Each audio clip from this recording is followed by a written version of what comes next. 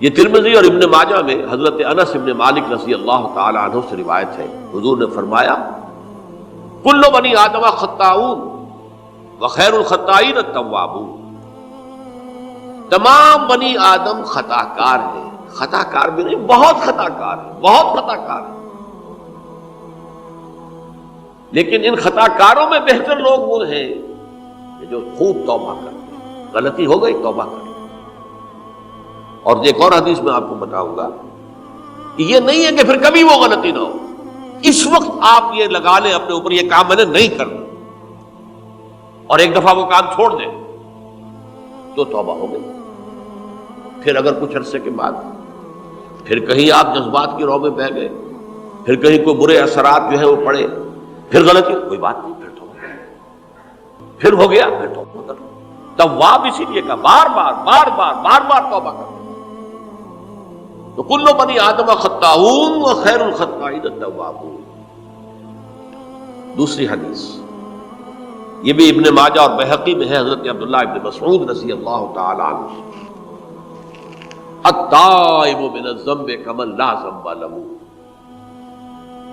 گناہ سے توبہ کرنے والا ایسے ہے جیسے اس نے کبھی گناہ کیا ہی نہیں۔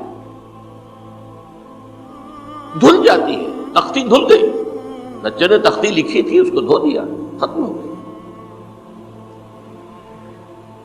ایک حدیث تو پڑھ کر میں بھی چونکا، یہ اصل میں اسلوب ہے بیان کا، بتانے کے لیے کہ تمہارے دلوں کے اندر مایوسی کا غلبہ نہ ہو جائے۔ مایوس اصل میں جو ہے مایوسی یہ ابلیسیت ہے، نوٹ کر لیجئے اس کو۔ مایوسی ابلیسیت کا عکس ہے۔ مبلس کہتے کسے؟ جو مایوس ہو گیا۔ ابلیس سب سے بڑھ کر مایوس جو ہے وہ ابلیس، اسے معلوم میرا چھٹکارا تو نہیں ہے، لہذا میں جتنوں کو اپنے ساتھ لے کر جہنم میں جھونک دوں، یہی میری کمائی ہے، میں نے تو بچنا نہیں۔ تو ابلیس کہتی ہے اس کو جو انتہائی مایوس، مبلس، جو رحمت خدا بندی سے مایوس ہو چکا۔ اب اس کو دور کرنے کے لیے حدیث سنیے، اور یہ حدیث مسلم شریف کی ہے، صحیحین کے اندر، حضرت ابو ہریرہ سے۔ حضور فرماتے ہیں والذی نفسی بیدہ، قسم ہے اس ذات کی جس کے ہاتھ میں میری جان ہے، لو لم تذنبوا، اگر تم لوگ گناہ نہ کرتے، لذهب اللہ بکم، تو اللہ تعالیٰ تمہیں لے جاتا کہیں اور، وَلَجَاءَ بِقَوْمٍ يُذْنِبُونَ، اور پھر کسی ایسی مخلوق کو پیدا کرتا ہے جو گناہ کرتے، فَيَسْتَغْفِرُوا اللَّهَ، اور پھر وہ اللہ سے استغفار کرتے اور توبہ کرتے، فَيَغْفِرُ لَهُمْ، اور اللہ تعالیٰ انہیں معاف کر دیتا۔ اسی سے ملتی جلتی ایک حدیث ہے،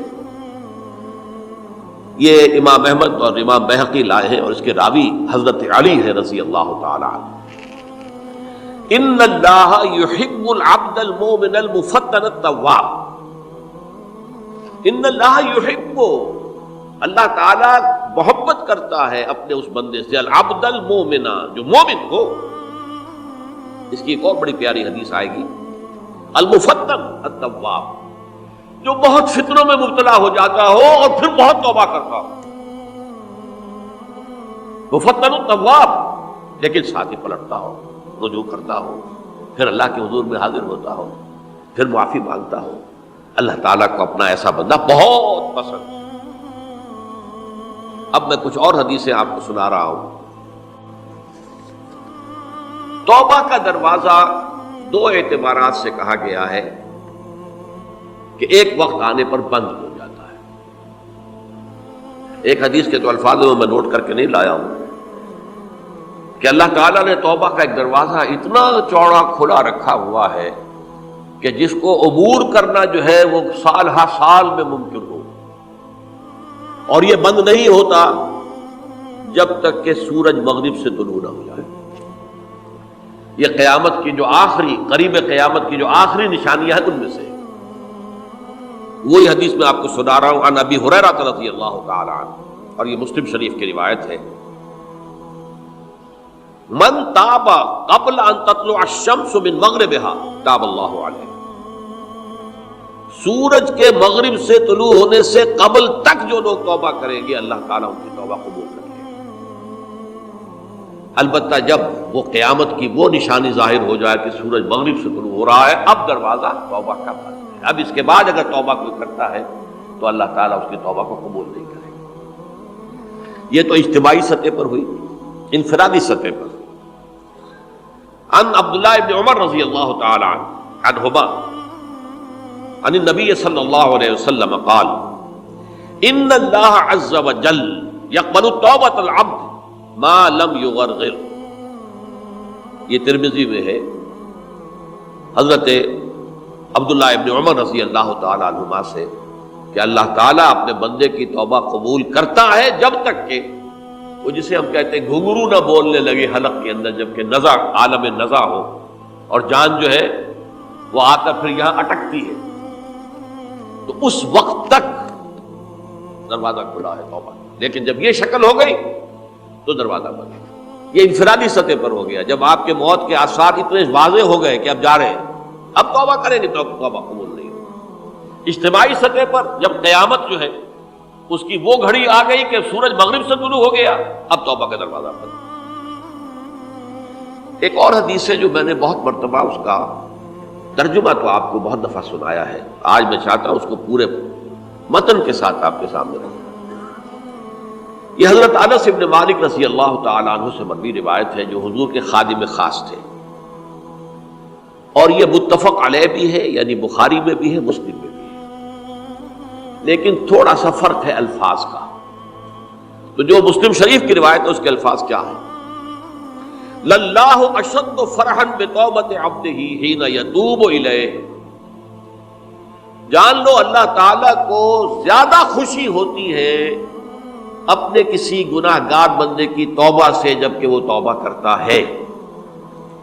کس سے زیادہ ہوتی ہے؟ اب اس کی ایک تمثیل دی.